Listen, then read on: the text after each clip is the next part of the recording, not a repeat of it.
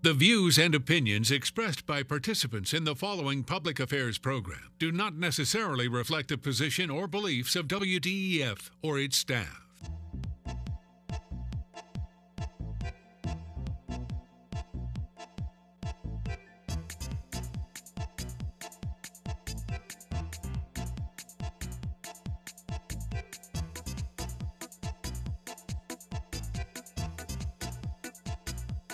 Since 1954, this is Point of View, the world record-holding public affairs program produced locally at WDEF News 12.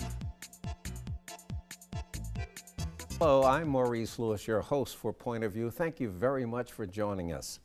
We'll want to talk today about the people, the trends, and the culture of Chattanooga as they are brought to life on the pages of Chatter magazine. I know many of you may have seen it and a lot of you read it on a regular basis. Well, it's more than just a magazine. For me, as a newcomer, when I came here some years ago, it was like a road map. And Jennifer Bonner, the executive editor correct, yeah. of Chatter magazine, I want to thank you very much for being with us today. Yeah, you're welcome. Chatter magazine has a little bit of everything for everybody, but just in the right amounts. We like to think so. Thank you for seconding that. Yeah, we definitely try to capture the community and their stories. I work with the community news as well of the Times Free Press, and so I really have a passion for telling those stories. I think those are the things that resonate with people, and I think those are the things that will keep print alive. Well, see, that's a very good point. When we're talking about keeping print alive, I love the fact that it's a magazine and it's beautifully laid out. You can find something about anything you want to do, usually in one of the editions. Hopefully, yeah. But it's also a magazine, and a magazine has just so much value. You can pick it up, you can lay it down, you can turn the pages, you can fold it. Electronics are really good, but I just love the magazine format. Agreed, agreed. So how do you guys compete in a world where a lot of people are moving away from magazines and trying to do things in bite-sized capsules and you know?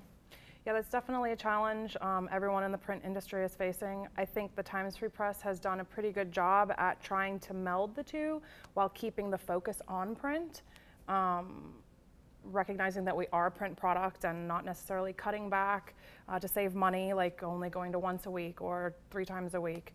And I think that the readers have supported that. We still have a good market. And the same with Chatter. I think people enjoy holding it and especially looking for themselves and the people they know in the people scenes. Absolutely. And once you digitize that, I mean, everyone's on Facebook already. It's not as special. No, and you cannot take your Facebook stuff, cut it out, and post it on the wall. True. Or buy 50 or copies and send them to your friends, yeah, if you're right? like me, sitting in the closet, yep. Yeah, you have all of this fun. Now, you mentioned people just a moment ago, 20 under 40. Tell us a little bit about that. Yeah, so that's our, it comes out every June, and so we're about to unveil that. We're actually holding the magazines back a day this month. Can I do this? Yeah, yeah. Can I just hold this up? Now, this is not like the Trump administration. There will be no leaks, okay? But I do want to show you exactly what it does look like. And Yep. let's talk a little bit about how do you get to be 20 under 40? Sure.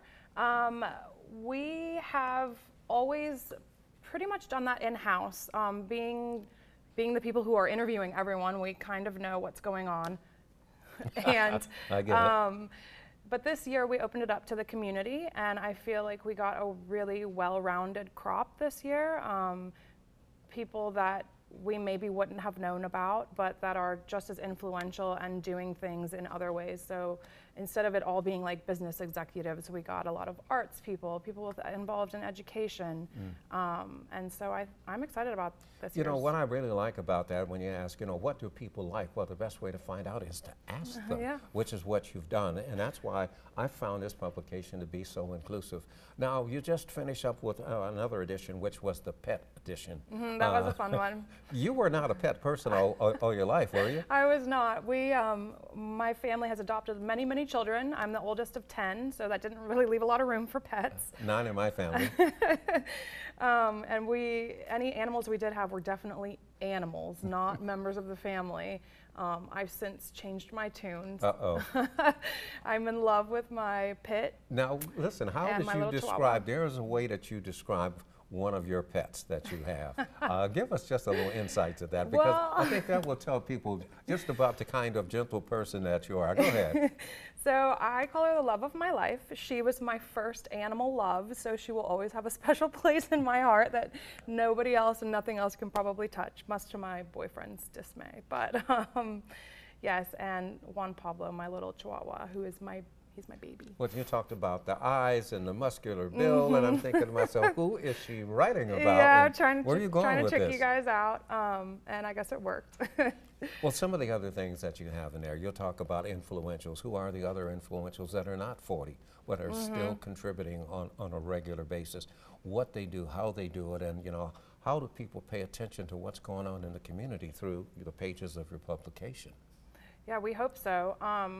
We've gotten a lot of good feedback on several articles. I know we did one on homebound books. We've done one on My Fair Lady Project, both of those this year, and I know that they received a lot of calls after reading the article. Can you tell us a little bit about homebound books? Sure. It was started by a local bartender, Kelsey, who's also a UTC grad, and friends with somebody in the newsroom. And she decided through her studies that, obviously there's not enough access to things even as simple as books to take home and read with you. So she started a nonprofit to collect a bunch of books, and essentially, are you familiar with like little free libraries that Yes. people are building everywhere? But you can go ahead and talk about it, Yeah. because not everyone might be. So I think it's a fantastic concept. Basically, people are building little free libraries, and they take on like quirky, whimsical designs, and they're encouraged to people in the community to take a book, leave a book. It's just a free lending library. That's a beautiful kind of an exchange. It You take a is. book, leave a book. And so she essentially took that concept to schools, and will actually got a grant. I was just looking on her Facebook page earlier, make sure I was like to make prepped. sure, right? Yeah. Yeah. And so she's going to expand that this year, hopefully citywide, but by the end of 2017 be in 9 schools. Well, one of the other things that I like, I love food and entertainment and wines and stuff. So I can find out what's going on. I get good reviews, and I get a look at the future. And why are people choosing to come to Chattanooga? Well, gosh, I mean, I think everybody would answer that slightly differently, but obviously Chattanooga has so many draws, and we just hope to be able to illustrate them for people. So how much fun is it trying to decide what you're going to put in and what you're going to leave out on a monthly Actually hard, basis? yeah, it's definitely hard. Typically, the things that generate the most conversation around the brainstorming table are the things that get in, or at least get vetted to make sure that they're worthwhile.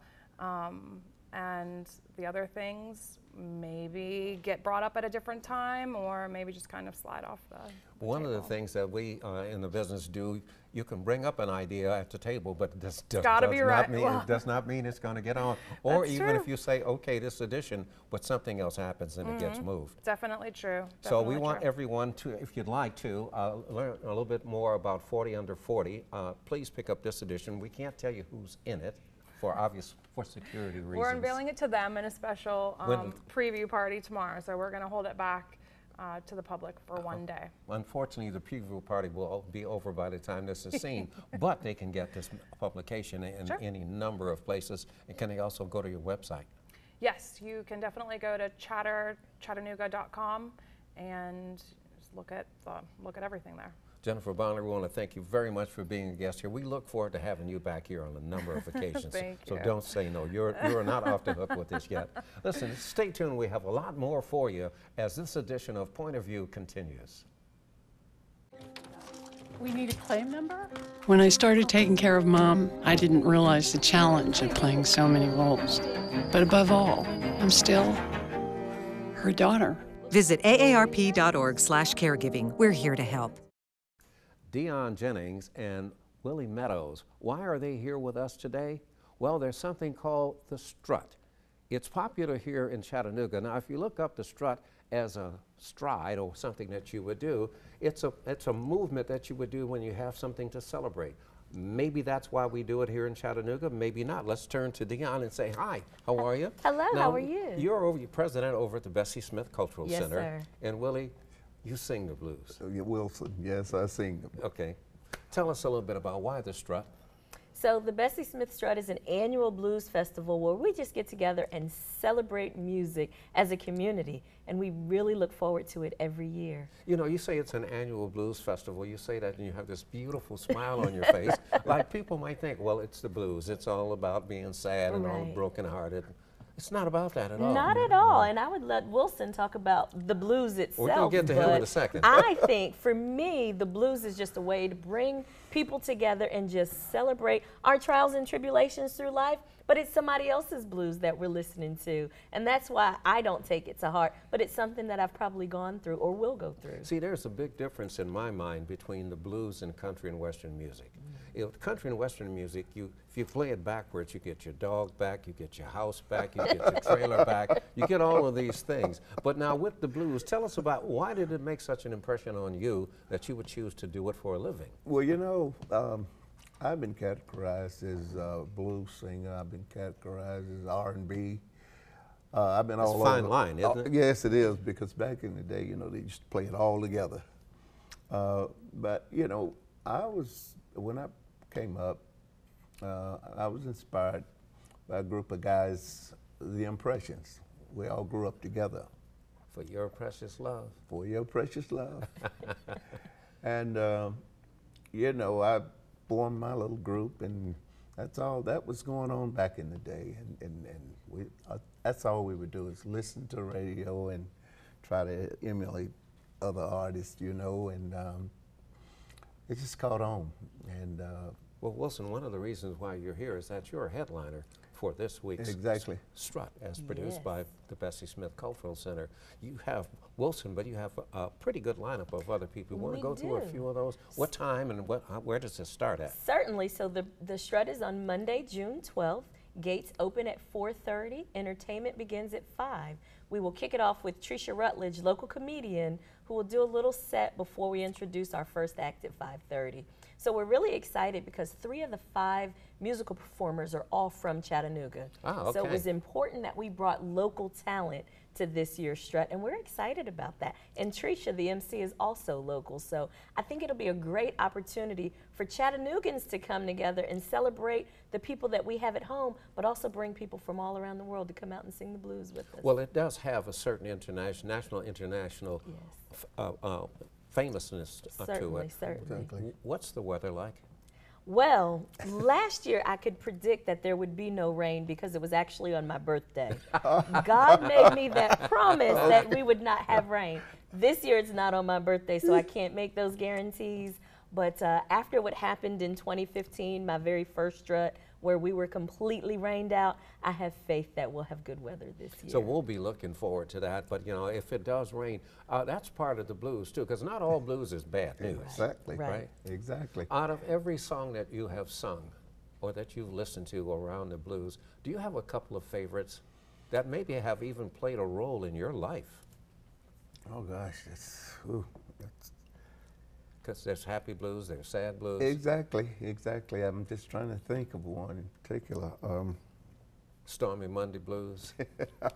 Yeah, I was a Bobby Bland fan, so I enjoyed most of his music, and I guess you would have to say.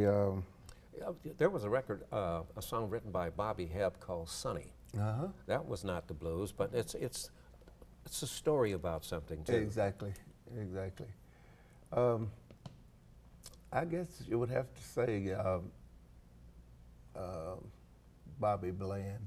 Okay. And I'm trying to think of the name of the song. It's Stormy Monday, something like that. Yeah. Yeah. When I die, I want you to lay me down in a box Yeah, back. yeah, that's one of my favorites. yes. That was one of I my think favorites. if you need a hype man, you might be able to bring Maurice on stage Yeah, with yeah, you during the exactly. As long Strut. as you don't ask me to sing, because, you know, it will be the blues if that happens. We don't have to worry about that. But, you know, one of the things that I like about the Strut is that it brings people into an area where not everybody normally comes Certainly. to.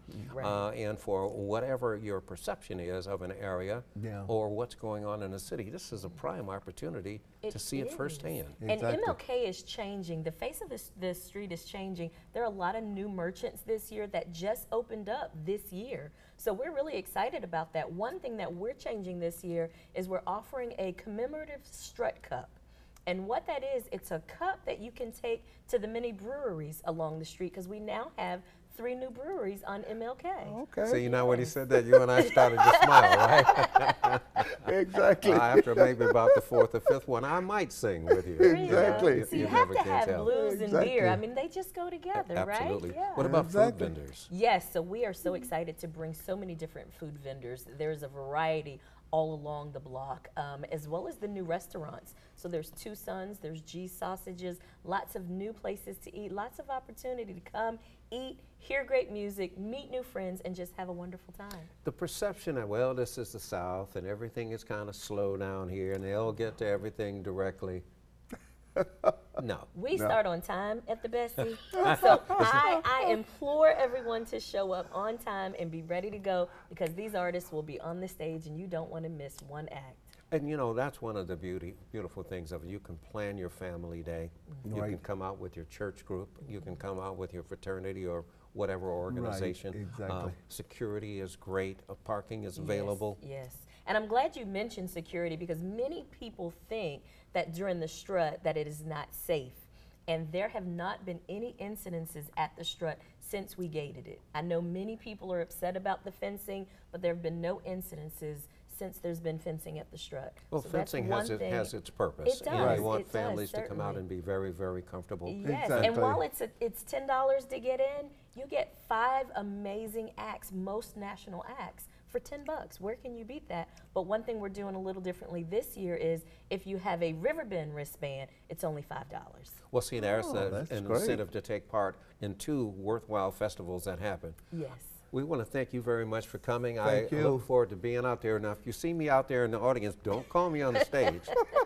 Okay? I might Put be them in a tempted. special shirt just so you can see. Exactly, exactly. And Dion, in addition to the strut, people should come to the Bessie Smith Cultural Center because there's so much that's happening all of the And time. he mentioned the Impressions. We currently have an exhibit up highlighting the career of the Impressions, because they just did their last show in Chattanooga back in April, and they are rock and roll Hall of Famers from right So here in people our come community. out this coming Monday. Yes. Okay. Well, listen, that wraps up this portion of Point of View. But when we come back, what happens when the Chamber of Commerce and the government get together and they start to talk about jobs? That and more when Point of View continues. Here's to the things that can keep us safe. And now, those that we carry with us everywhere will bring us wireless emergency alerts. With the unique sound and vibration, you'll be in the know, wherever you are. Thank you very much for staying with us for this edition of Point of View. We often think of the Chamber of Commerce and government as being 2 separate entities. Well, they are. But what happens when they come together to think and talk and plan about something called jobs? That's paychecks for people that live right here in our communities in Chattanooga, Tennessee. We want to start with Darian Scott. You are the outreach coordinator for the Chamber of Commerce here in Chattanooga. Yes. Thank you very much for, tell us who's with you and how did you develop this partnership?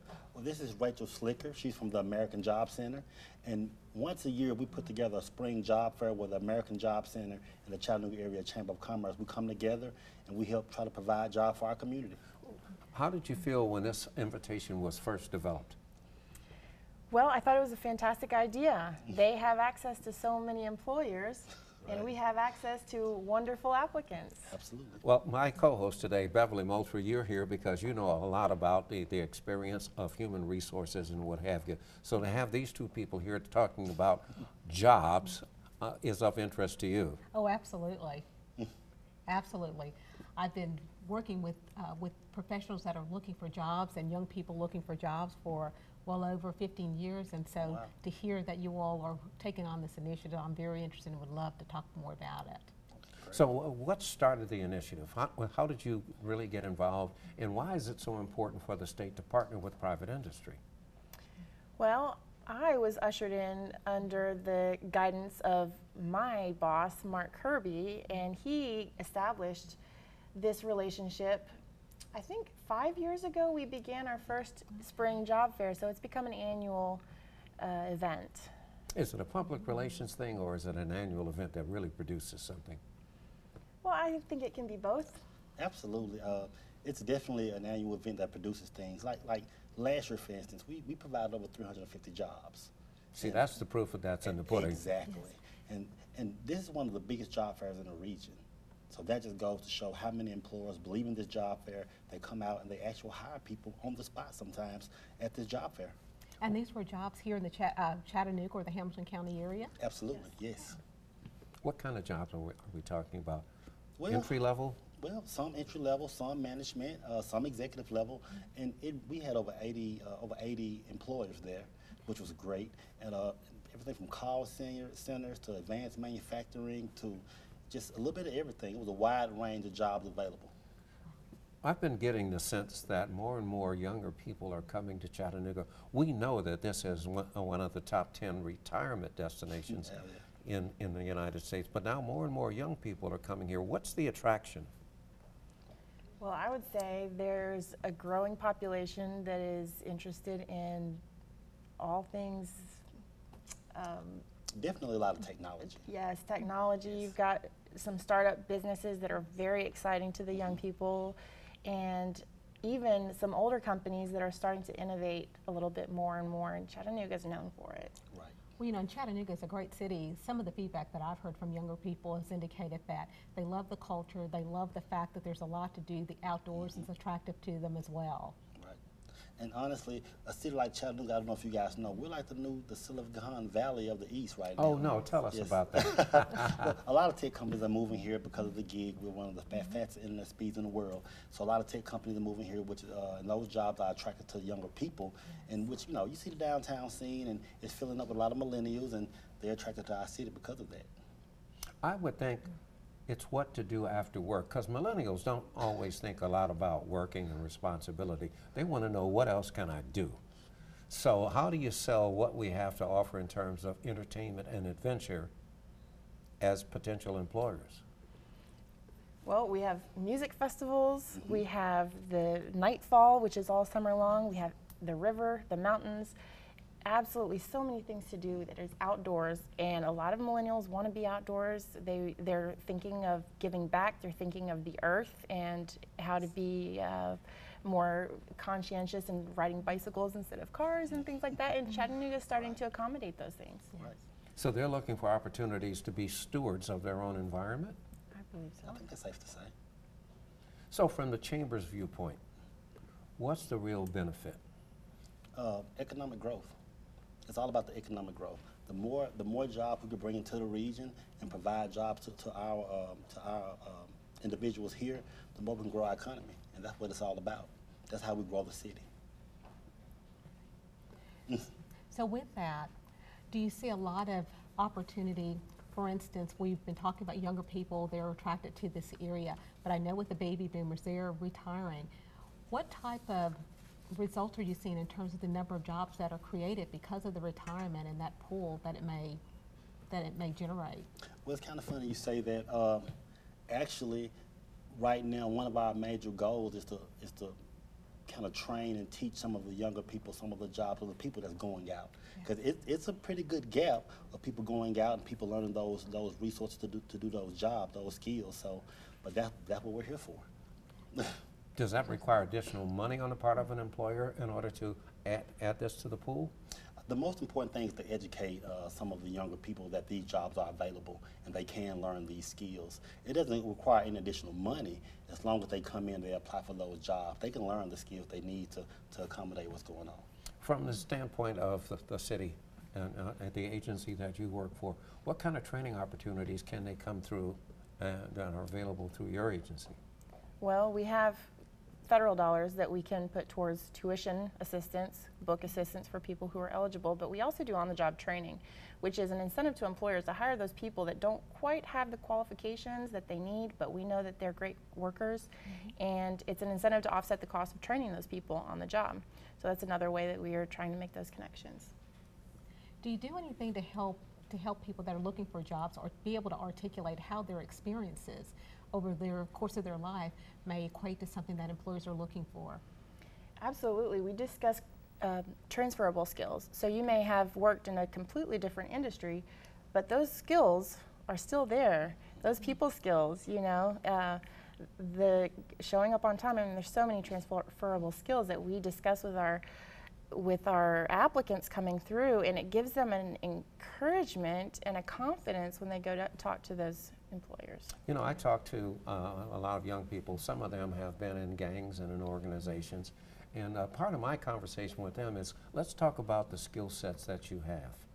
Okay, yes, you are a drug dealer, but you have customer relations experience, you have marketing experience, you have sales experience, you are an enforcer, but that's security, so you might want to look into that. They're all different kind of ways. We're not encouraging anybody to get out there on the block swinging, okay? That is not what this is about. But when we talk about transferable skills, it's about doing that basic set, you know, that examination. Who am I well I already have? Exactly, and how do you sell yourself? Oh, see, now that's where you come in, because you teach people how do you sell yourself for an interview. Absolutely. Well, when I think about that too, especially with the job fair, I also think about the research that's going to be required. Encouraging people to really research the employers and understand who those employers are and how and what they produce or what they provide, so that they can be able to go into that job interview knowing something about the employer and being able to just communicate their value based on that. You know, and one of the things that I think is so important, we'd like to make the point, whatever you put on Facebook is fair game for the potential employer to look at and decide, you know, so you can hang out with Pookie and them all you want to and write about what you do, but an employer has the right to look at that stuff and make hiring and firing determinations. We want to really continue this conversation, but we have just flat run out of time. We want to thank you very much for coming out. Thank you also. And Beverly, you'll be back with us again next week when we talk about another subject matter that may be close to your heart, but that's the next edition of Point of View. Closed captioning provided by the following. Funding for this program is brought to you by Barnett & Company, specializing in tax-efficient strategies for the preservation and distribution of family wealth, offering continuous investment management with a focus on long-term strategies. Areas of service include investment, estate, education, and retirement planning. Barnett & Company, the power of compound returns over time. More information can be found on the web at barnettandcompany.com.